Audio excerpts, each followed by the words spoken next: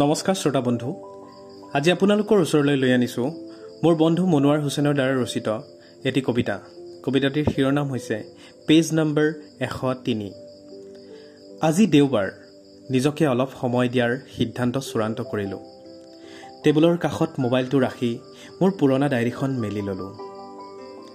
ডায়েৰীৰ সৈতে আন্তৰিকতা কমি অহাৰ বাবেই ধূলি মাকতিয়ে ডায়েৰীক আপোন কৰি লোৱাৰ চেষ্টা চলাইছে। ধূলিৰ ডাঠ চামনি আঁতৰালোঁ আৰু নিজকে ডায়েৰীৰ প্ৰাক্তন গৰাকী বুলি পৰিচয় জনালোঁ। প্ৰতিটো পেজতে সঁচা মিছা বহু কথা ৰোমান পালোঁ, যদিও 103 নং পেজত থমকি ৰ'বলৈ বাধ্য হ'লোঁ।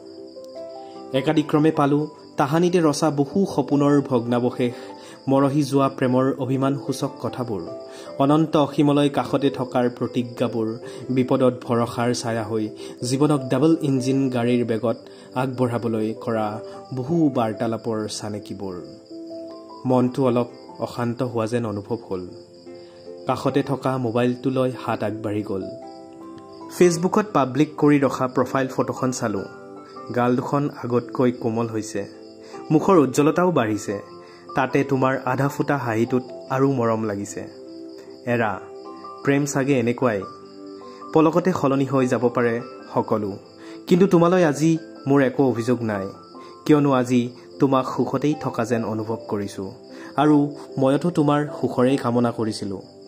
আজিও তোমাৰ সুখেই মোৰ চিৰকাম্য, তাৰ বাবে মোৰ ত্যাগ নিচেই সামান্য। তোমাৰ সুখবোৰ মই দূৰণিৰ পৰাই চাম, যিহেতু ত্যাগেই প্ৰেমৰ অন্য নাম। ধন্যবাদ।